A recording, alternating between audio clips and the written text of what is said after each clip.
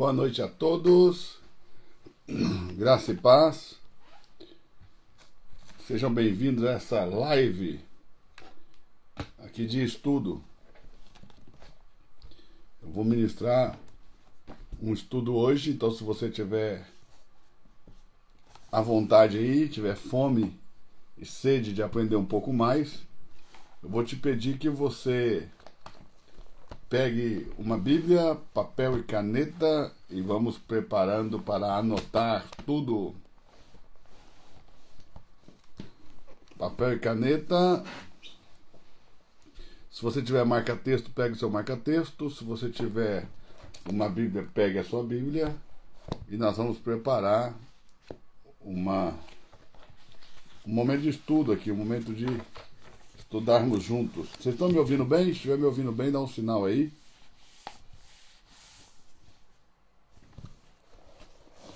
Se estiver me ouvindo bem, dá um sinal.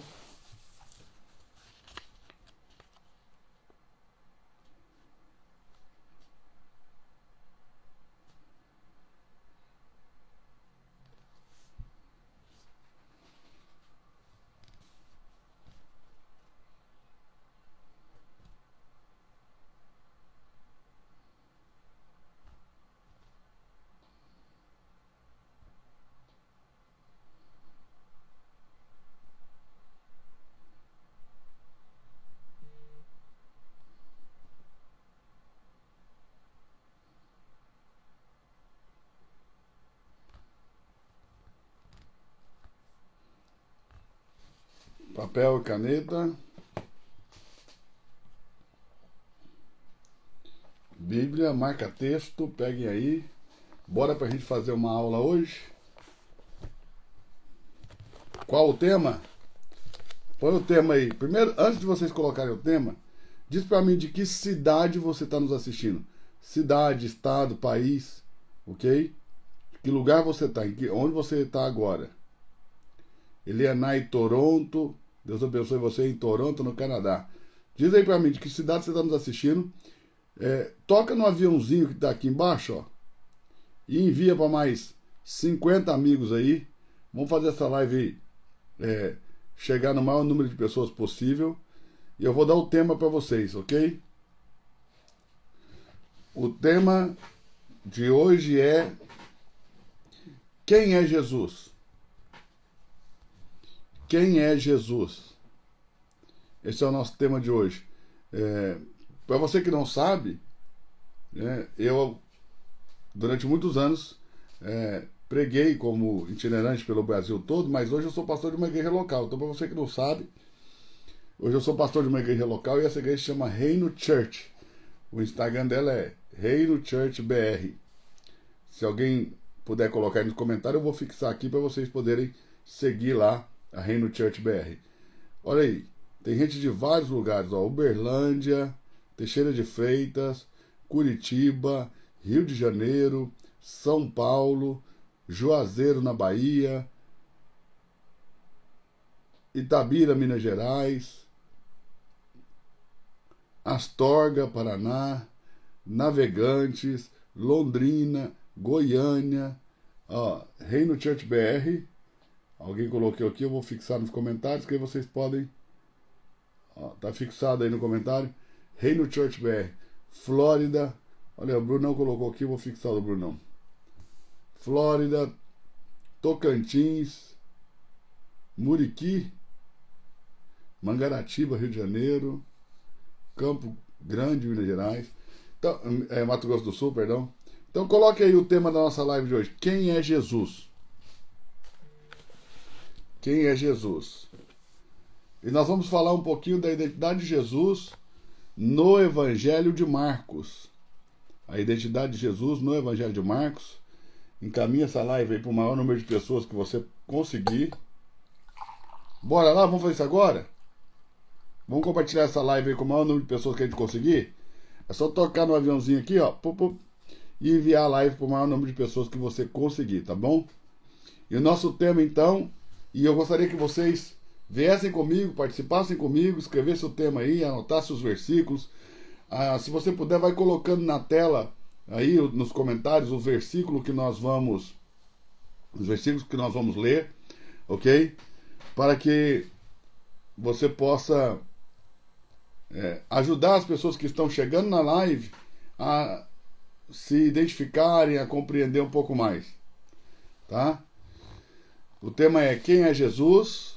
Ok? Essa é uma pergunta que parece simples de responder, mas é uma pergunta que até hoje, depois de 2000 anos, depois de mais de 2000 anos que essa pergunta foi feita pela primeira vez, ela ainda é uma pergunta que requer muitas respostas, que gera muita curiosidade e traz muitas dúvidas e muita polêmica em torno dessa pergunta, né? Quem é Jesus? Então, o nosso tema essa noite é: quem é Jesus? Marca texto na mão. Se você tiver caneta, ó, eu uso essas canetas aqui, ó, são muito boas para você escrever na Bíblia. Você escrever na folha da Bíblia, tá? Então, vou indicar aqui para vocês. Peguem suas canetas, ok? Deixem aí. E vamos para o tema: quem é Jesus? E nós vamos estudar essa noite. E eu quero ver se eu passo essa semana toda, todas as noites, estudando com vocês aí. Até sexta-feira a gente vem aqui para essa live todas as noites, às 23 horas, ok? E aí nós vamos estudar um pouquinho. Então o tema é: quem é Jesus? E nós vamos estudar a identidade de Jesus no Evangelho de Marcos. No Evangelho de Marcos.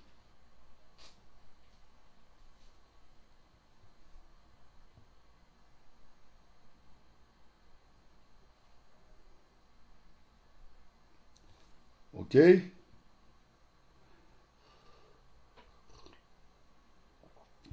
Então, nosso tema: quem é Jesus? Vamos estudar a identidade de Jesus no Evangelho de Marcos. Se você puder, escreva isso no comentário.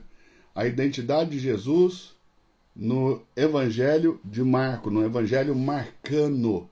Você pode chamar também o Evangelho de Marcos de Evangelho marcano, ou na narrativa marcana. Ok? Então, quem é Jesus? A identidade de Jesus no Evangelho de Marcos. Ok? Eu não sei se vocês sabem, mas nós temos 3 evangelhos sinóticos. E nós temos um outro evangelho que todas as informações contidas nele tem outra fonte, uma fonte diferente das dos sinóticos, ok? Então, eu vou pegar aqui para vocês, para que vocês tenham uma ideia. Nós temos 3 evangelhos sinóticos. Os evangelhos sinóticos são Mateus, Marcos e Lucas. E depois nós temos o Evangelho de João, que não é sinótico. O que quer dizer sinótico? São textos semelhantes, ok?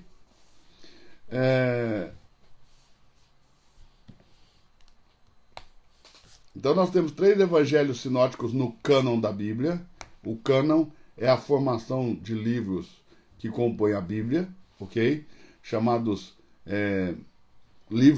São chamados de livros inspirados por Deus. Então, os livros inspirados por Deus são os livros que compõem o cânon bíblico, ok? Então, eles são 3 os sinóticos que compõem o cânon bíblico: Mateus, Marcos, Lucas, ok? Mateus, Marcos e Lucas. O Evangelho de João oferece narrativas mais detalhadas da vida e do ministério de Jesus, ok? Mas nesse evangelho é contada uma outra história, ou seja, por um outro viés, por um outro caminho, ok? Eu não sei se você sabe, os evangelhos não são os escritos mais antigos do Novo Testamento. Antes mesmo dos evangelhos serem escritos, foram escritos, em primeiro lugar, as cartas de Paulo, né? As cartas paulinas foram escritas, foram elaboradas e foram entregues, né? Ou seja, mais ou menos uns 15 anos antes da composição dos evangelhos, tanto dos sinóticos como do Evangelho de João, né? Mas 15 anos, mais ou menos, aproximadamente 15 anos antes da composição dos evangelhos sinóticos, ok? O apóstolo Paulo já tinha escrito a maior parte das suas cartas, se não todas as cartas, ok? À medida que você for entendendo, recebendo, vá curtindo aí para eu entender que vocês estão compreendendo, né? Vai escrevendo aí as frases que mais chamam a atenção de vocês. Então, olha o que eu estou dizendo para vocês. Antes mesmo dos evangelhos sinóticos serem escritos, Mateus, Marcos e Lucas, ok? 15 anos antes da composição desses evangelhos, aproximadamente, o apóstolo Paulo já tinha escrito quase todas as suas cartas, se não todas as suas cartas, ok? E dos evangelhos sinóticos, Mateus, Marcos e Lucas, escute isso, Marcos é o evangelho mais antigo, é a narrativa mais antiga. Os outros evangelhos, Mateus e Lucas, os outros sinóticos, os outros dois sinóticos, eles usam como fonte o evangelho de Marcos no desenvolvimento, né, de suas narrativas. Então nós temos aí o evangelho de Marcos como o evangelho mais antigo, ok?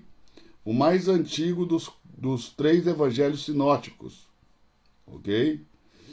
E eu creio também que é um dos que tem uma cristologia, uma das cristologias mais profundas das narrativas dos sinóticos. A cristologia de Marcos é bem elaborada, ok? E, ao meu ver, muito profunda. E nós vamos, a partir dessa perspectiva do Evangelho de Marcos, do Evangelho marcano, nós vamos conhecer um pouco mais sobre quem é Jesus, ok? Sobre quem é Jesus. Eu vou abrir aqui já minha Bíblia, vou abrir também algumas traduções do Evangelho de Marcos. O Evangelho de Marcos é o mais antigo, exato. É o mais antigo. E também o ponto de partida mais adequado para nós respondermos essa pergunta sobre quem é Jesus. Sinótico, alguém está perguntando o que é sinótico. Sinótico são textos semelhantes, ok?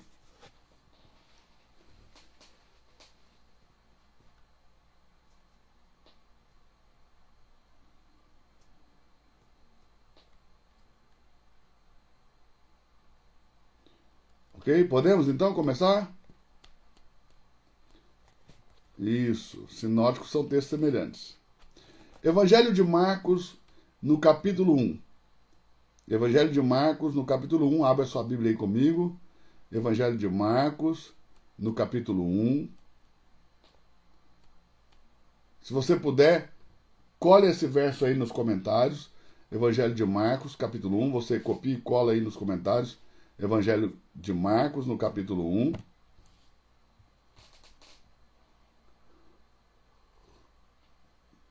O nosso tema é quem é Jesus, ok? Vamos estudar a identidade de Jesus na perspectiva do Evangelho de Marcos, do Evangelho marcano. E o primeiro verso que nós vamos ler hoje é Marcos capítulo 1, verso 1. Nesse capítulo, Marcos 1 e verso 1, nesse versículo primeiro do capítulo 1 de Marcos, nós encontramos essa declaração. Princípio do Evangelho de Jesus Cristo, Filho de Deus. Princípio do Evangelho de Jesus Cristo, Filho de Deus. Não, se vocês puderem, colhem o texto na tela, não a referência, mas o texto na tela, ok? Porque se vocês colocarem o texto na tela, as pessoas que entrarem na live e pegarem a coisa andando, já vão ter aí o texto colado aí e já vai conseguir assimilar um pouco melhor, ok? Princípio do Evangelho de Jesus Cristo, Filho de Deus.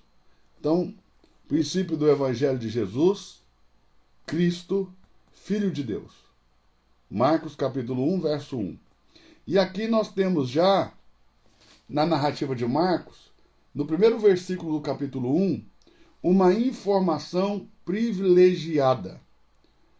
Qual é essa informação privilegiada? Jesus, Cristo e Filho de Deus. Gente, eu vou ter que colocar aqui o carregador para funcionar. Gente, cadê o carregador? Não trouxe ele para cá. Mas se eu não buscar o carregador, nós vamos ficar sem bateria. Então deixa eu buscar o carregador aí. Vamos comentando aí enquanto eu pego o carregador, tá bom? Vamos comentando aí.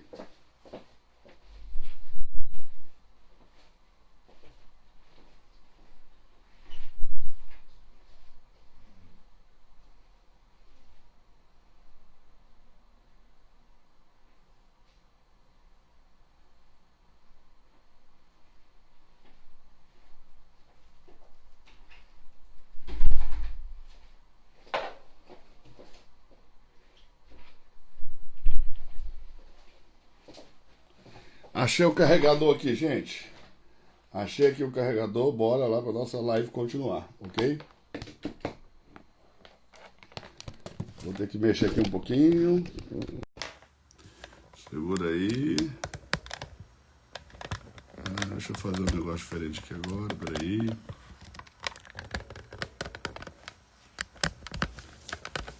Ok. Deixa eu colocar um fone aqui para ver se melhora.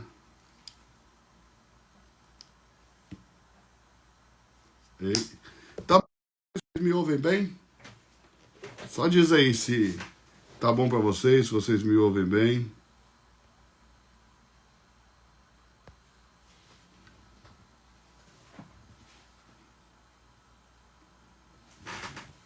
Ok, então tá bom, vamos lá.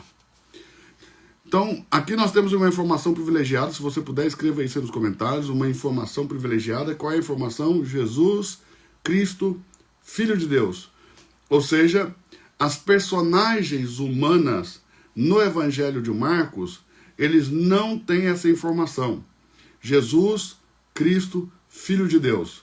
Ou seja, essa informação é privilegiada. Nós, os leitores da narrativa marcana, estamos sendo privilegiados com essa informação de que Jesus é o Cristo. Christos, do grego, é ungido. Hebraico, Messias, que também quer dizer ungido. Então, Cristo é igual a ungido, Messias é igual a ungido. Então é como se tivesse Jesus, o Messias, Filho de Deus. Jesus, Cristo, o Filho de Deus. Então, duas informações privilegiadas que na narrativa marcana, nós só vamos ver essas duas informações já no desenrolar da narrativa, é que nós vamos ter essas duas informações de que Jesus é o Messias, Jesus é o Cristo, e também de que Jesus é o Filho de Deus, ok? Então nós vamos ter essa informação na chamada Confissão de Pedro, eu vou abrir aqui com vocês, que é no capítulo 8, Marcos capítulo 8, e verso 29.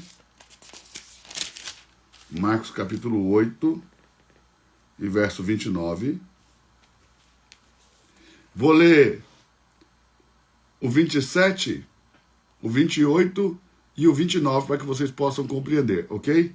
O 27 do capítulo 8 de Marcos capítulo 8, verso 27, diz assim: Saiu Jesus e os seus discípulos para as aldeias de Cesareia de Filipe, e no caminho perguntou a seus discípulos, dizendo: Quem dizem os homens que eu sou?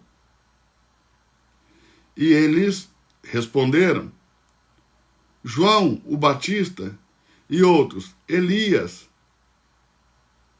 mas outros, um dos profetas. E ele lhes disse: Mas vós, quem dizeis que eu sou? E respondendo Pedro disse: Tu és o Cristo. Tu és o Cristo. Então veja, essa informação que Pedro está tendo por revelação do Espírito Santo já nos é dada na partida, no início do Evangelho de Marcos.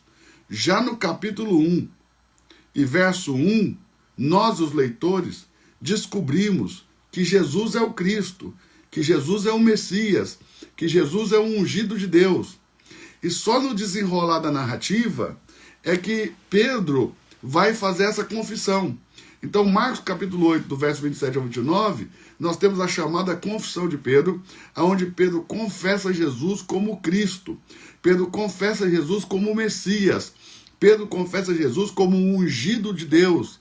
Pedro vai confessar Jesus como aquele que foi revestido do Espírito Santo. Ungido quer dizer isso, revestido do Espírito Santo.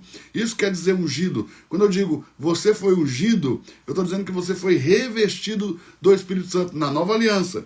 Porque quando nós falávamos que alguém foi ungido na antiga aliança, nós estávamos falando de derramar óleo sobre a cabeça, nós estávamos falando de ungir a cabeça com azeite, né? Isso se fazia tanto em reis como em sacerdotes, né? Se ungia com azeite sacerdotes e reis. Mas na nova aliança, no novo pacto, no Novo Testamento, quando nós falamos que alguém foi ungido por Deus, é que alguém foi revestido do Espírito Santo. Então essa informação privilegiada que a narrativa marcana nos dá, bem no início da sua leitura, já no capítulo 1, verso 1, de que Jesus é o Cristo, o ungido, o revestido do Espírito Santo, as personagens humanas na narrativa de Marcos só vão entender isso, a primeira personagem humana a entender isso vai ser Pedro na sua famosa confissão, a chamada confissão de Pedro, em Marcos, no capítulo 8, do verso 27 ao 29, no verso 29 Pedro confessa Jesus como sendo o Cristo, ok? No verso 29 ele confessa Jesus como sendo o Cristo. E o centurião, aqui na narrativa de Marcos, também o centurião, que está junto à cruz de Jesus, aqui no capítulo 15 de Marcos, eu vou trazer aqui para você, capítulo 15 de Marcos, e verso de número, eu vou ler os versos de número 34, 35, 36, 37, 38 e 39, ok? A declaração do centurião está no verso 39. Qual é a declaração? De que Jesus é o Filho de Deus. E só na cruz, depois de Jesus ter sofrido toda a sua paixão, e já estando na cruz, expirando para morrer, para entregar o seu espírito, é que o centurião vai fazer a sua afirmação de quem Jesus é. Escute isso aqui. Verso 34 de João 15, de Marcos 15, perdão. Marcos 15, verso 34, ok? E a hora nona, Jesus exclamou com grande voz, dizendo,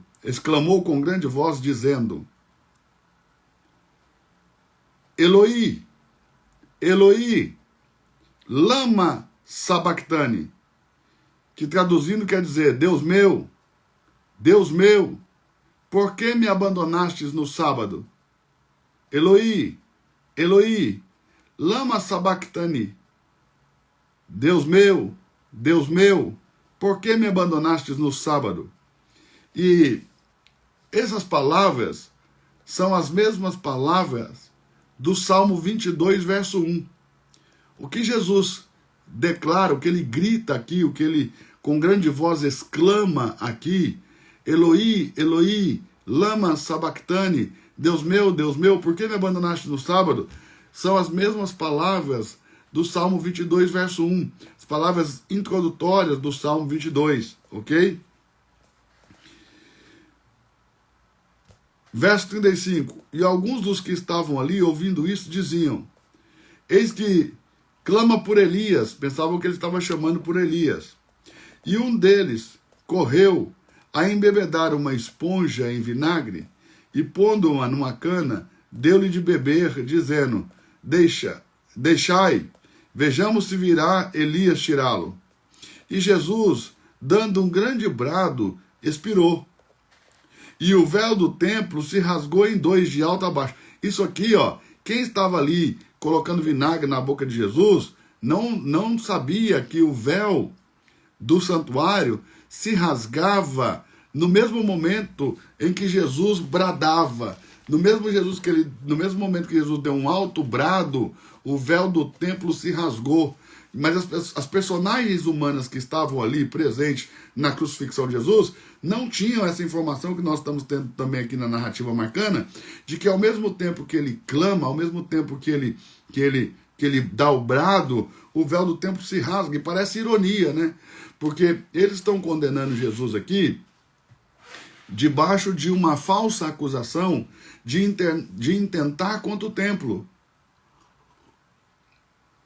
E eles matam Jesus supostamente porque ele teria dito que destruiria em 3 dias, ele destruiria o templo e em 3 dias ele reergueria o templo, mas um templo não feito por mão de homens, ok? E por ironia do destino, no momento que eles matam Jesus, ao invés de proteger o templo, eles tornam o templo totalmente obsoleto, né? Porque o véu se rasga, fazendo que o templo se tornasse obsoleto. E a partir daí, uma comunidade de pessoas começam a se reunir para adorar a Deus fora do templo. E o templo se torna desnecessário e obsoleto. Anote essa frase que eu vou dizer.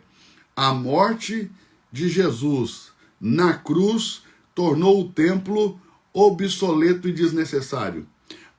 Vou dizer de novo. A morte de Jesus na cruz tornou o templo obsoleto e totalmente desnecessário. Ou seja, se eles queriam proteger a liturgia e todas as coisas que aconteciam naquele templo, a última coisa que eles tinham que ter feito era matar Jesus, porque imediatamente quando eles matam Jesus, começa um movimento de pessoas que começam a se reunir para adorar a Deus sem a necessidade do templo. O templo se torna totalmente obsoleto para acessar a Deus. Agora nós temos acesso a Deus e eu não preciso mais das liturgias do templo, eu não preciso mais da intermediação do sacerdote levita, eu não preciso mais dos sacrifícios, eu não preciso mais de todas aquelas parafernálias, eu estou dizendo essa palavra aqui, não sei se é a mais adequada, mas de todo daquele aparato, ok? De toda aquela instrumentalidade do templo, né? De todas aquelas coisas que se tornaram obsoletas e totalmente desnecessárias, porque a morte de Jesus na cruz fez do templo obsoleto e desnecessário. Alguém pode escrever essa frase aí nos comentários? A morte de Jesus na cruz fez o templo obsoleto e desnecessário.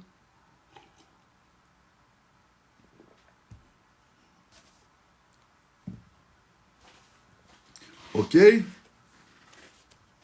Agora, entenda isso aqui. Verso de número 37. E Jesus, dando um grande brado, expirou, verso 38, e o véu do templo se rasgou em 2 de alto a baixo, fazendo do templo desnecessário, obsoleto e desnecessário. Ok? Verso 39. E o centurião que estava de frente dele, vendo que assim clamando expirara, disse: verdadeiramente este homem era o Filho de Deus. Verdadeiramente esse homem era o Filho de Deus. Então veja que incrível, já no primeiro momento, no primeiro versículo do Evangelho de Marcos, nós temos todo o desenrolar da narrativa e a conclusão que vão chegar as personagens humanas que viveram aquela experiência, que viveram a experiência de descobrir quem era Jesus. Então, nós vemos em Marcos, no capítulo 8, e verso... capítulo 8 e verso... vamos lá de novo, 29. Marcos 8, 29. Vamos lá. Marcos 8, 29. Não pode ter preguiça de abrir a Bíblia, viu, gente? Olhe bem. Marcos 8, 29. Pedro confessando Jesus ser o Cristo. E nós temos em Marcos 15, verso 29. E olha que coincidência. Tanto no capítulo 8 como no capítulo 15, os versos que declaram quem Jesus é são de número 29. Então, Marcos 8, 29, a declaração e a confissão de Pedro de que Jesus é o Cristo. E em Marcos 15, 29, a declaração do centurião de que Jesus é o Filho de Deus. E em Marcos, no capítulo 1, verso 1, princípio do Evangelho de Jesus Cristo, Filho de Deus. Ou seja, a informação privilegiada que nós recebemos no capítulo 1, verso 1, já revelando no primeiro versículo que Jesus é o Messias, é o ungido de Deus, é aquele que foi revestido pelo Espírito Santo e também o Filho de Deus. E por que ele é o ungido de Deus? Porque ele é Filho de Deus. Diferente do que a gente pensa, a messianidade de Jesus não vem de uma messianidade real da casa davídica, da casa de Davi. Então, Araújo, Rosângela, para ficar melhor essa composição de texto que você colocou aí, tinha que ser Marcos capítulo 1, verso 1, Marcos capítulo 8, verso 29 e Marcos capítulo 15, verso 29. Esses seriam os 3 textos a serem lidos para compreendermos que a informação de Marcos capítulo 1, verso 1, é uma informação para nós leitores do Evangelho e da narrativa marcana, é uma informação privilegiada, informação que as testemunhas ou as personagens humanas dessa narrativa só vão ter no desenrolar da narrativa e no todo desenrolar da história, ok? Com a confissão de Pedro no capítulo 8, verso 29 e a declaração do centurião no capítulo 15, verso 29. 15, 29. Ok? Então, deixa eu só conferir o 15 aqui, que ela colocou 39 ali, mas eu acho que é 29. Deixa eu conferir. Perdão, 15, 39. Perdão, 15, 39, tá, gente? Então é 15, 39. Então é Marcos capítulo 1, verso 1, Marcos capítulo 8, verso 29 e Marcos capítulo 15, verso 39. Então não deu a coincidência de ser o mesmo versículo, não. O centurião é no capítulo 15, verso 39, amém? Então, o centurião no capítulo 15, verso 39. Mas, então, entenda aqui que já recebemos essa informação privilegiada de que Jesus é o Cristo e o Filho de Deus no primeiro versículo do Evangelho de Marcos. Informação essa que as personagens humanas da narrativa não tinham. E quando eu digo isso, é por quê? Porque a informação que as personagens humanas da narrativa não tinham, o mundo espiritual já tinha. Os espíritos malignos, os espíritos malignos já possuíam a informação que as personagens humanas não possuíam. Havia muita controvérsia sobre quem era Jesus. Os religiosos e escribas diziam que Jesus era um homem que falava possuído por espíritos malignos, porque quando ele falava, eles diziam: veja, fala como quem está possuído por algum espírito. E aí Jesus começa a expulsar demônios, ok? Jesus começa a expulsar demônios, porque Jesus é o Messias ungido pelo Espírito Santo, ok? Pregador da boa nova do Evangelho do Reino, que cura os enfermos, expulsa os demônios e até mesmo aos gentios estende o seu ministério. O mais importante é que ele deu a sua vida em favor de muitos e voltará como o glorioso Filho do Homem. Então, isso é o mais importante, ok? É o mais importante. Mas a informação que as personagens humanas da narrativa marcana não tinham, os espíritos malignos já tinham. E a cada confronto de Jesus com os espíritos malignos, eles declaravam quem ele de fato era. Mas os sacerdotes, os escribas, os religiosos, diziam que ele falava como quem tem demônios. Diziam: olha como ele fala como quem está possuído por demônios. Até que Jesus começa a expulsar demônios. E quando Jesus começa a expulsar demônios, o que eles dizem? Eles dizem, não, ele expulsa demônios pelo poder de um demônio maior, Beelzebu, o príncipe dos demônios. A família de Jesus saiu atrás dele dizendo, está fora de si. Ou seja, está sofrendo algum distúrbio psicológico, ele está com algum problema mental, ele está fora de si, está louco. Então, para a família de Jesus, Jesus era um louco que estava fora de si, que tinha algum problema psicológico, ok? Para as pessoas da cidade de Jesus, ele era irmão de Maria e de Tiago e de Judas, filho de um carpinteiro. Em Nazaré diziam, não é este irmão de Maria? Seus irmãos não são Tiago e Judas? Ele não é filho do carpinteiro? Ok? Herodes pensava que Jesus era a reencarnação de João Batista. Herodes chega a declarar isso, ok? De que Jesus era a reencarnação de João Batista. Então veja que há uma grande interrogação acerca da identidade de Jesus na narrativa de Marcos. E diferente dos outros evangelhos, na narrativa de Marcos, Jesus faz uma única viagem da Galileia, do norte de Israel, para Jerusalém.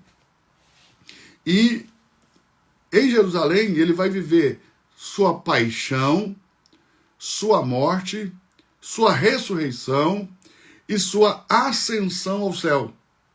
Então, diferente das outras das narrativas dos outros evangelhos, em que Jesus aparece estar indo no templo várias vezes, ok?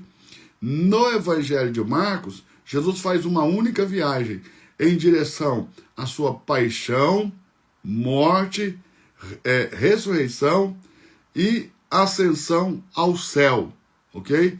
Uma única viagem. Quando ele chega em Jerusalém, ele vai direto para o templo, ele inspeciona o templo, ele vê se cumpriu a promessa de que a casa do Senhor seria uma casa de oração para todos os povos.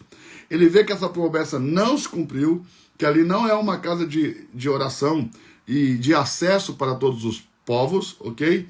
Então ele sai do templo, ele se retira, no outro dia ele volta, prepara um azorrague e ele vai purificar o templo, ele sai batendo nas pessoas, soltando as pombas, soltando os animais, virando a mesa dos cambistas que trocavam dinheiro, soltando os animais kasher, que eram considerados kasher para o sacrifício, e ele diz, vocês transformaram a casa de meu pai em um covil de ladrões e de salteadores, mas está escrito que a casa do meu pai seria uma casa de oração para todos os povos, e em contrapartida disso, vocês transformaram a casa de meu pai em um covil de ladrões e de salteadores, ok?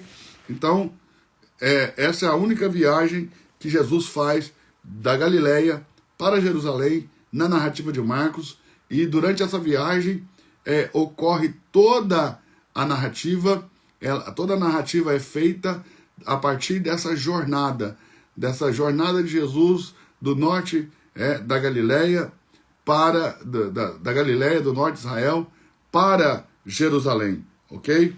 Para Jerusalém. E aí nós temos aqui, não só os espíritos malignos sabem quem Jesus é, mas também o próprio Deus dá testemunho de quem Jesus é. O próprio Deus dá testemunho de quem Jesus é.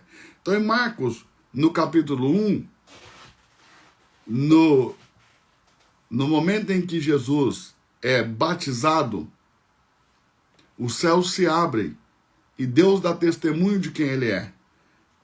Entenda que as pessoas que estavam ali, nem todas elas tiveram essa visão e nem todas elas ouviram essa voz. Quem teve essa visão e ouviu essa voz e compartilhou isso foi João. Isso está lá em João, capítulo 1. Então, foi João que compartilhou isso. O que nós vamos ler aqui agora foi compartilhado por João o Batista, ok?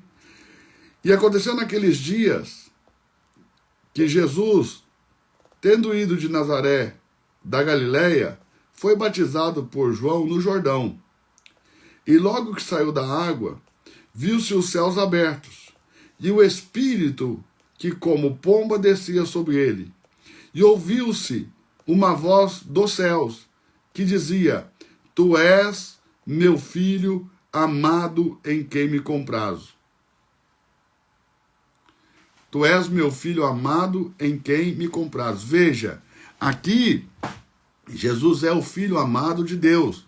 E Deus já está declarando que Jesus é o filho amado de Deus. As personagens humanas dessa narrativa não sabem disso, mas Deus declara isso. João ouve isso. João dá testemunho disso. João viu e ouviu essa voz. E João é quem dá testemunho disso. João o Batista, ok? Jesus se torna arauto do reino de Deus. Arauto do reino de Deus. No verso 14, quando Jesus entende que João foi levado à prisão, João foi conduzido à prisão, Jesus então inicia o seu ministério público, a sua vida pública, o seu ministério público, pregando o evangelho do reino de Deus. Isso aqui é muito importante que vocês guardem, né? Jesus inicia a sua vida pública pregando o evangelho do reino de Deus. Quem pode anotar isso aí nos comentários? Jesus inicia a sua vida pública pregando o evangelho do reino de Deus. Então está nos versículos 14 e 15 do capítulo 1 de Marcos. Vamos ler. Depois que João foi entregue à prisão, veio Jesus para a Galileia, pregando o evangelho do reino de Deus. Nesse momento, Jesus se torna arauto do reino. Ele se torna propagador do reino, pregador do reino, arauto do reino, anunciador do reino de Deus, ok? Então veio Jesus pregando o evangelho do reino de Deus, dizendo: o tempo está cumprido e o reino de Deus está próximo. Arrependei-vos e crede no evangelho. Arrependei-vos e crede no evangelho. Isso, Jesus inicia a sua vida pública pregando o evangelho. Jesus inicia a sua vida pública pregando o evangelho. Ok? Mas lembra que eu disse para vocês que as testemunhas humanas na narrativa marcana não tinham a informação nem de que Jesus era o Cristo e nem de que Jesus era o Filho de Deus. E quando eu digo personagens humanas, por que eu digo isso? Porque Deus declara Jesus sendo seu Filho amado, uma voz vem do céu, o próprio Deus declara isso, e os espíritos malignos também sabem disso. Porque Deus é espírito, João 4:24. E quando Deus declara isso, todo o reino do espírito, o reino de Deus e o reino das trevas, eles têm essa informação de quem é Jesus. E Jesus, então, se torna arauto do reino de Deus e começa a pregar o reino de Deus, o evangelho do reino de Deus, nas sinagogas dos judeus.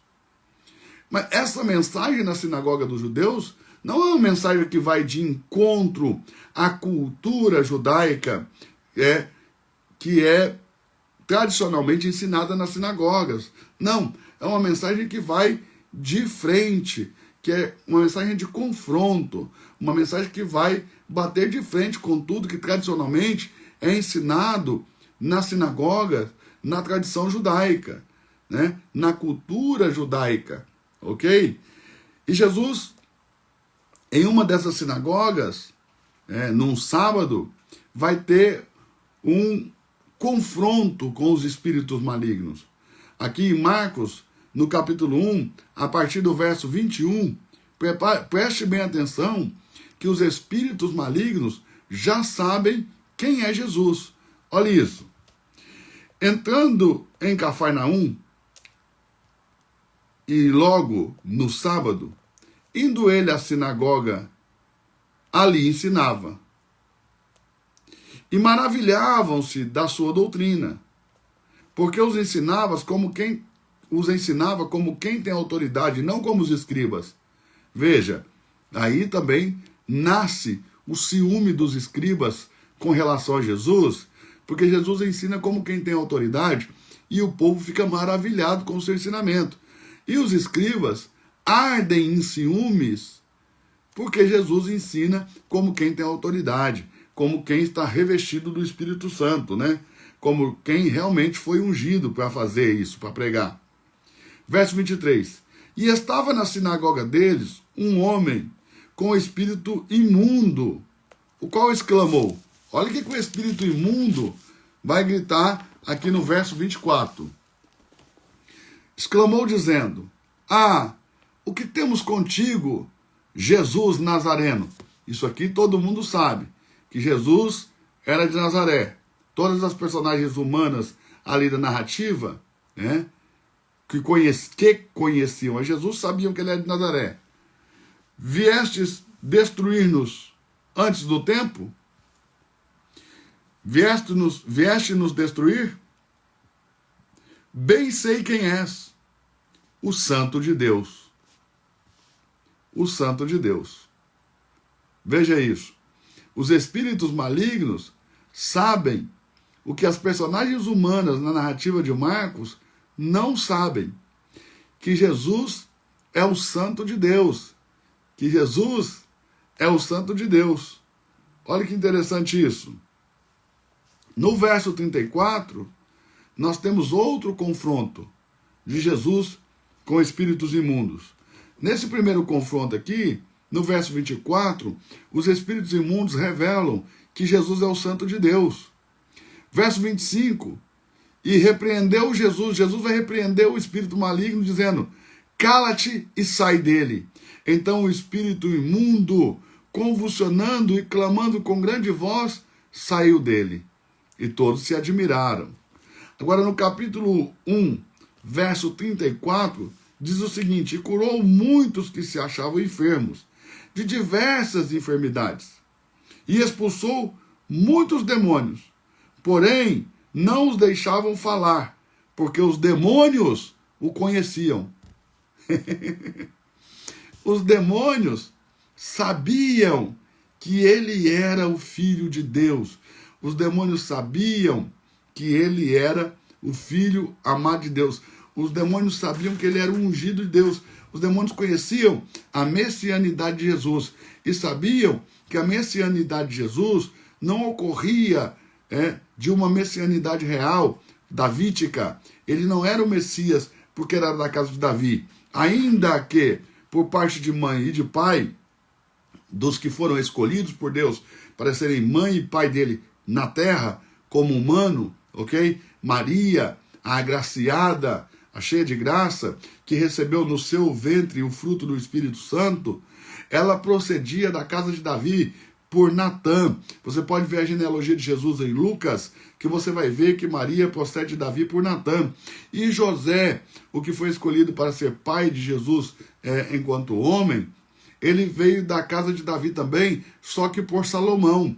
Maria vem da casa de Davi por Natã, e José vem da casa de Davi por Salomão. Então Jesus, tanto por pai ou por mãe, procede da casa de Judá e é da família real de Israel, ou seja, da tribo real de Israel.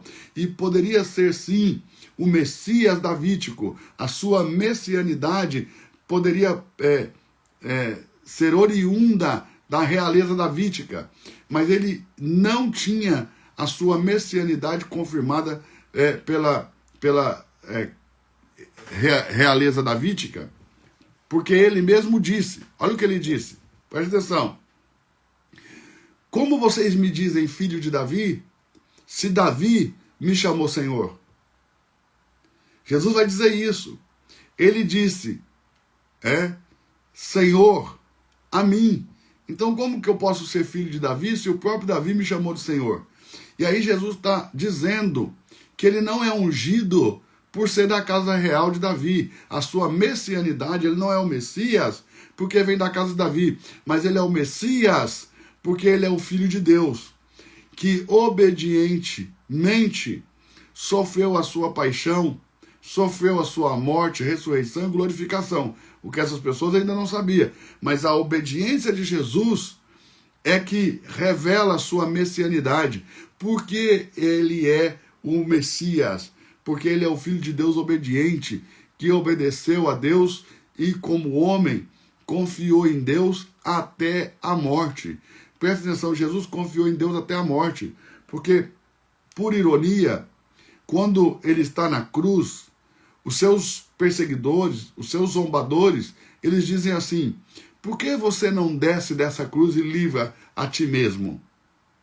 E aí creremos que você é o rei dos judeus, que você é o Messias, que você é quem você fala que você é o Filho de Deus. Ora, como que você pode ser o Filho de Deus se você não consegue livrar nem a você mesmo?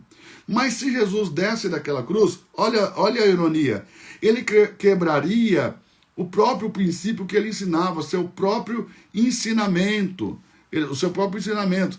Ele iria, quebrar o seu próprio ensinamento. Qual que é o ensinamento de Jesus? O ensinamento de Jesus de que quem quiser salvar a sua alma, perdê-la-á. Mas quem perder a sua alma por amor de mim, achá-la-á.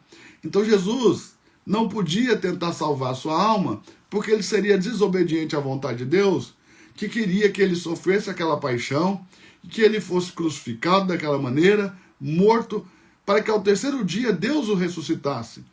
Então Jesus precisou confiar em Deus até a morte, para que depois da morte fosse por Deus ressuscitado no terceiro dia, vencendo a morte e vencendo o inferno. Nem a morte, nem o inferno, nem a morte, nem o inferno, ninguém pode segurá-lo, nem as regiões baixas da terra, nem o Hades, nada pode segurá-lo lá embaixo. Ele voltou dos mortos, ele voltou, ele foi ressuscitado por Deus, e essa é a base da nossa fé. Em Romanos, preste atenção nisso aqui, que talvez seja uma das primeiras vezes que você vai entender o que está escrito em Romanos, no capítulo 10, verso 9 e 10. A saber, se com a tua boca confessares ao Senhor Jesus, e em teu coração creres que Deus o ressuscitou dos mortos, dentre os mortos estará salvo. Será salvo. Ou seja, o que salva não é ir para a igreja e levantar a mão na hora do apelo. O que salva é crer que o homem Jesus, obedientemente, confiou em Deus até a morte. E Deus o honrou, o ressuscitando dentre os mortos. Deus o honrou, o ressuscitando dentre os mortos. O que salva é isso. É crer que o homem Jesus, que foi morto, sofreu a sua paixão, foi morto e sepultado, foi ressuscitado por Deus ao terceiro dia. E por que ele não ressuscitou a si mesmo? Porque ele era homem. E o homem não tem poder de voltar dos mortos. Mas Deus trouxe o homem Jesus dos mortos. E aí ele vem dos mortos como o Cristo de Deus. Ele já vem dos mortos como o Cristo de Deus. E para não ficar confuso para você, Jesus é a humanidade de Cristo. E Cristo é a divindade do homem Jesus. Jesus é a humanidade de Cristo, o divino. E Cristo é a divindade do homem Jesus. Ok?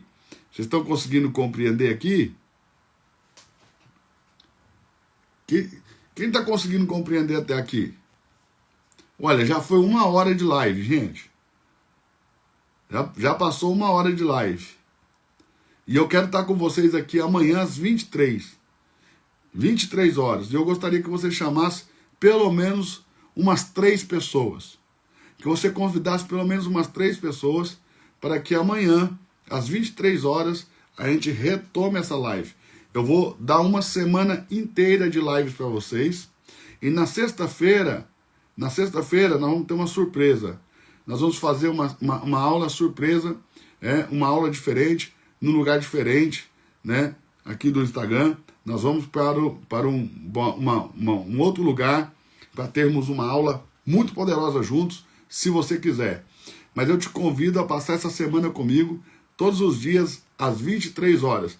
Quem topa estar comigo aí essa semana inteira, a partir das 23 horas? Deixa eu ver vocês. Eu já estou aqui com o meu chazinho, ó. Então, todos os dias, eu vou trazer o meu chazinho, ok?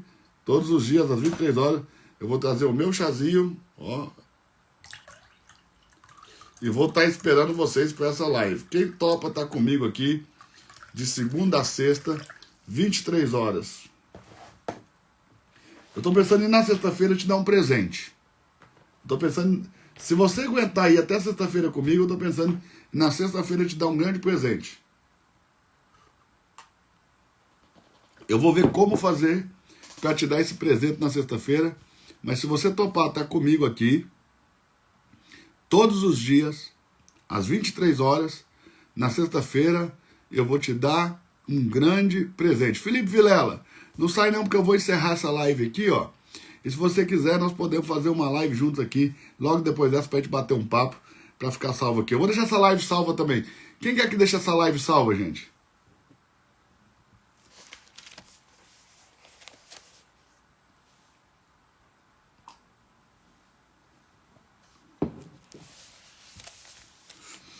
Então, veja, as personagens humanas da narrativa de Marcos não sabem quem é Jesus, mas o próprio Deus revela quem é Jesus no batismo. E no capítulo 1, verso 24, os demônios afirmam ser Jesus o Santo de Deus. E em Marcos 1, 34, nós temos aqui uma revelação da narrativa do narrador Marcano, de que os demônios conheciam quem era Jesus, os demônios o conheciam, ok?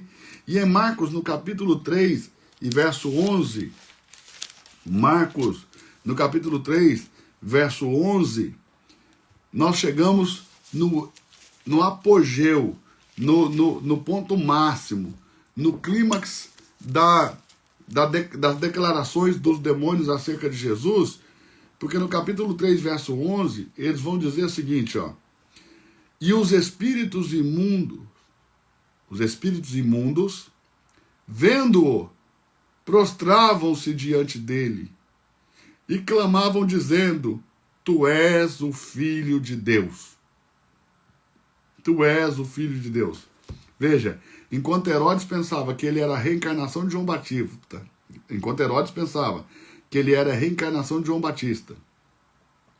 enquanto a sua família pensava que ele era alguém desequilibrado mentalmente, enquanto o povo da sua cidade não viam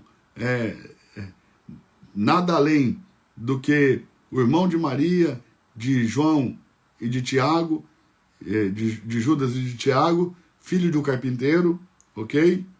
E enquanto os escribas e os fariseus pensavam que ele era alguém possuído por demônios, que expulsava demônios pelo poder de um demônio maior chamado Belzebu, enquanto os seus próprios discípulos, quando cruzavam o Mar da Galileia e aquela tempestade de vento acontece, eles acordam Jesus e Jesus diz ao mar: aquieta, vento, cessa-te, e acontece uma grande bonança. Os próprios discípulos de Jesus perguntam: quem é este que até o vento e o mar lhe obedecem?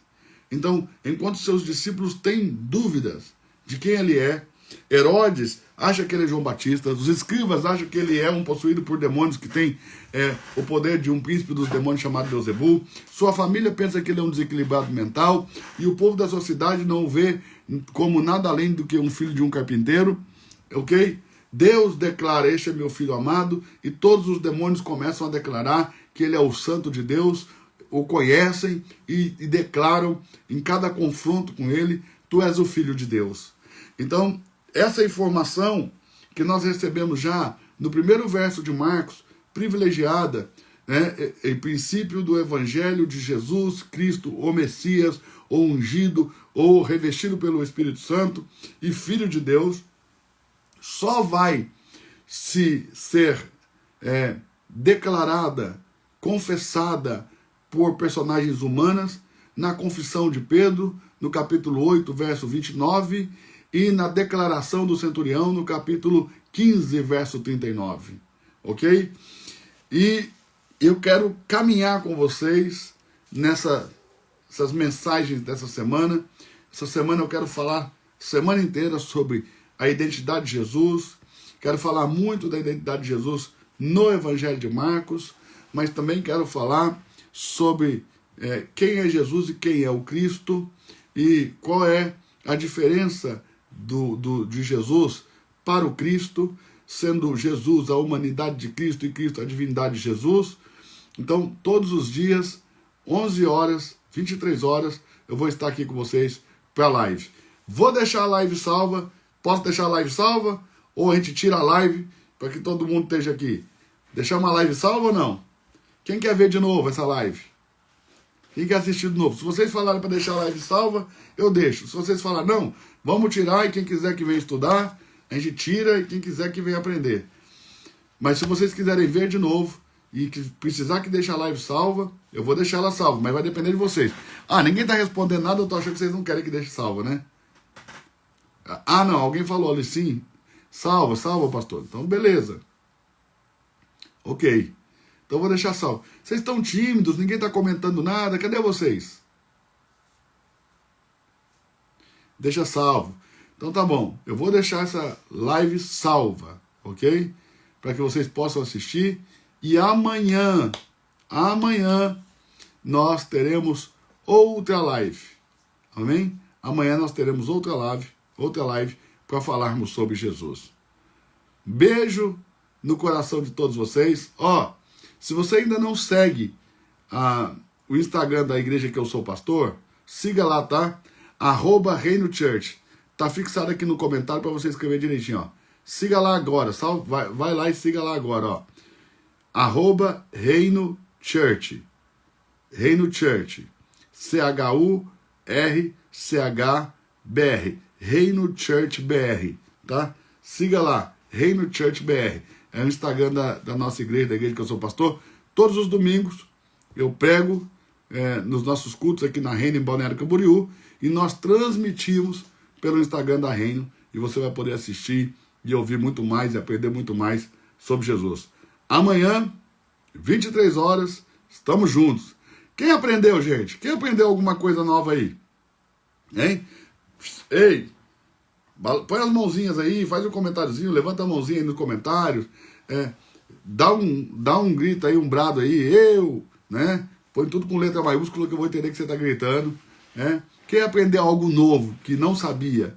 Quem aprendeu hoje algo novo que não sabia? Deixa eu ver se tem alguém aqui que aprendeu algo novo. Aí, ó. Olha aí. Deia Justina aprendeu aí, ó. Quem aprendeu algo novo aí que não sabia, gente? Olha aí, ó. Bastante pessoas aprendendo, ó. Bastante pessoas com a mãozinha levantada. Olha aí. A Emily aprendeu. Bastante pessoas aprenderam coisas novas aí.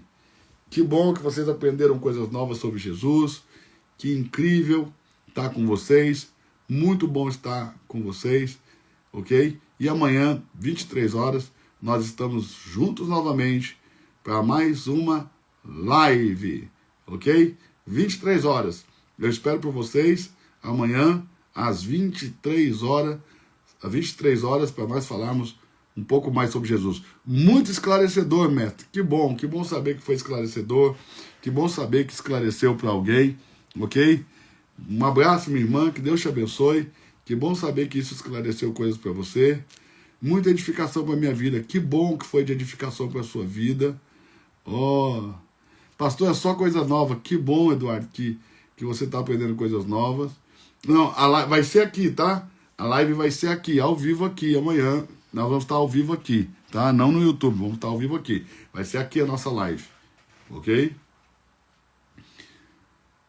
Amanhã, 23 horas de novo, nós vamos estar aqui, ok?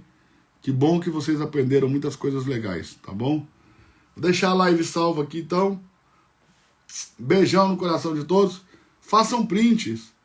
Postem aí nos seus stories. Me marque.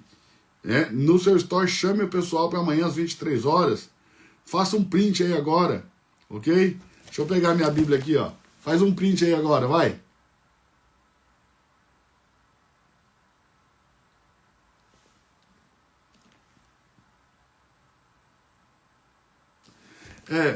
Tem gente dizendo que a live só apareceu para eles agora. O Instagram tem boicotado muito as nossas lives, principalmente quando é para falar sobre Jesus, gente.